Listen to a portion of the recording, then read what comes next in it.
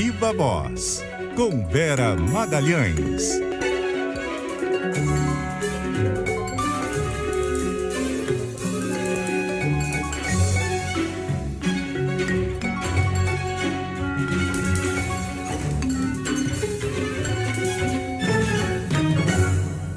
Vera. Salve, salve, Sardenberg, Cássia, ouvintes e espectadores. Boa tarde, Vera. Vera, e aí, hein? Presidente, ministro da Defesa, uma sequência ali de ataques, de avanços no sistema eleitoral brasileiro, nas urnas eletrônicas, enfim, a coisa avançando, né, Vera? Coisa avançando, Sardenberg. Olha, mas eu acho que os brasileiros podem ficar tranquilos, porque o Valdemar Costa Neto vai auditar as urnas eletrônicas. O ex-presidiário. Né? A gente agora está tranquilo, vai ter certeza que as eleições são limpas, transparentes, porque uma empresa contratada pelo Valdemar Costa Neto, segundo o nosso presidente, vai nos assegurar que o sistema eleitoral é seguro. Ou seja, estão de brincadeira com a nossa cara, né? Não tem outra coisa para comentar a esse respeito. Primeiro que... Estão de brincadeira, não, estão de sacanagem. Sacanagem. Se está liberada a sacanagem a essa hora, então é sacanagem mesmo, porque não tem outra coisa para dizer. Primeiro que não é o Bolsonaro que decide se vai ser auditada a urna eletrônica, como vai ser auditada. Segundo, ela já é auditada. Tem um processo formal de auditoria que está sendo já com o cronograma tocado e que um mês antes das eleições chama os partidos políticos, chama a OAB, chama o Ministério Público Federal e chama 6 servidores de carreira da Justiça Eleitoral para realizarem o quê? Olha só, uma auditoria. Auditoria nas urnas eletrônicas, auditoria em todo o sistema, Sardenberg. O que o Bolsonaro está bravateando que vai fazer já existe, e existe de uma maneira institucionalizada e transparente em que todos podem participar. Não uma empresa sei lá qual, contratada pelo PL do senhor Valdemar Costa Neto e do presidente Jair Bolsonaro, algo que não é previsto. Quando o PSDB solicitou uma auditoria das eleições de 2014, e ele o fez através de uma representação e não de uma live na TV, já foi algo bem absurdo que o PSDB fez, porque não havia nenhum indício de fraude.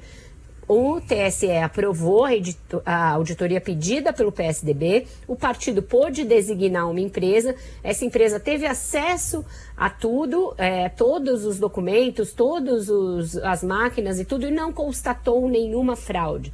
Mas foi um processo pedido judicialmente, acatado pelo TSE e seguido de um protocolo, né, acompanhado pela Justiça Eleitoral, etc. E o Bolsonaro, na sua live de ontem, o que ele bravateou? Não vai ser uma auditoria depois, não, é auditoria antes. E o TSE vai ter que aceitar.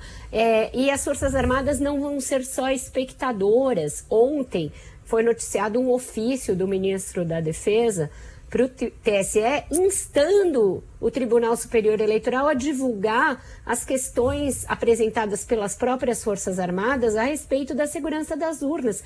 Então, é uma jogada casada em que o presidente sobe um degrau, depois as Forças Armadas sobem outra, e assim a gente vai numa escalada insana, sem sentido, irresponsável, golpista, que coloca em xeque a segurança das eleições sem que tenha havido qualquer fato relevante, concreto, que enseje isso, que dê margem para isso. Então, está na hora de parar com as notas de repúdio, de parar com as conversas em gabinetes e reuniões de diálogo, porque vê-se que o diálogo não está levando a lugar nenhum, e os presidentes dos demais poderes dizerem o que eles vão fazer para assegurar que as eleições transcorram em segurança, e aí sim, segurança significa sem essas atormentações e sem esses problemas que o presidente está colocando no caminho.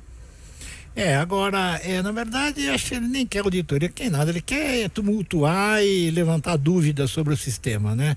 O que justificaria uma intervenção no futuro, né? Em caso de eventual derrota dele, né? sei lá, se até em caso de vitória, porque mesmo quando ele venceu, ele questionou as eleições. Ele questionou as eleições que ele ganhou. Imagina o que ele pode fazer com as eleições caso ele perca, né? Exatamente, Cássia. E digamos que, por exemplo, o presidente perca, que pode acontecer, as pesquisas hoje mostram que ele perderia, mas que o seu filho, Eduardo Bolsonaro, seja o deputado federal mais votado de São Paulo.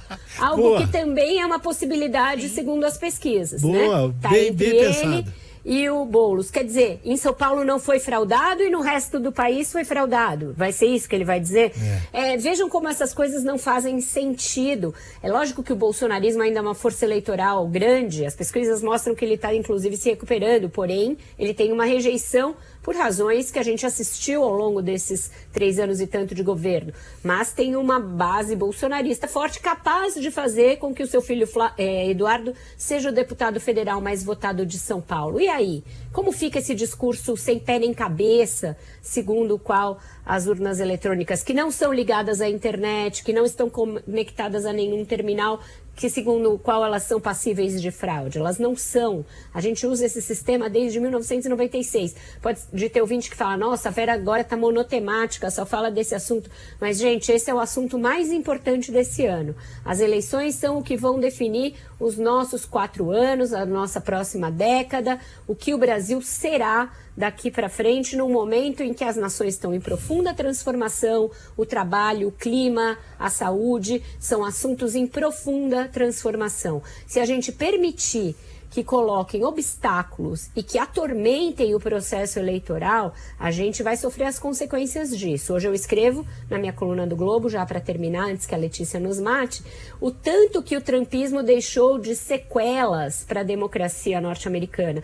E agora essa discussão sobre a revisão da jurisprudência do aborto pela Suprema Corte mostra o tanto que quando você causa solavancos na democracia, as instituições saem abaladas. A Suprema Corte é uma instituição praticamente inabalável, né, dos Estados Unidos, mas agora a gente tem o quê? Vazamento de voto, a suspeita de que estão ali de alguma maneira combinando os votos deles, as pessoas na rua pró e contra aborto numa convulsão social crescente. Isso é o que acontece quando forças autoritárias e iliberais chegam ao poder, convulsionam a democracia e mesmo derrotadas nas urnas, continuam a causar convulsão política e social. Então a gente tem que se prevenir contra isso que a gente já viu acontecer e que o Bolsonaro viu acontecer e replica propositalmente aqui no Brasil.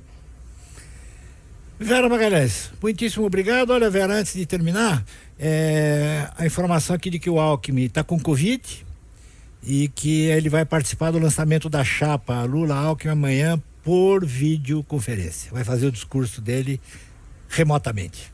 Tinha ouvido essa possibilidade ontem no lançamento de um livro aqui em São Paulo, Sardenberg, então se confirma. Eu pensei até que poderiam adiar, porque pela simbologia da chapa era desejável que os dois estivessem juntos, mas decidiram manter, então, fazendo com esse modelo. Vera Magalhães, obrigado, Vera. Até a semana. Obrigada, um ótimo fim de semana para vocês e feliz Dia das Mães para todas as mães que nos ouvem e nos assistem. Até mais, Vera.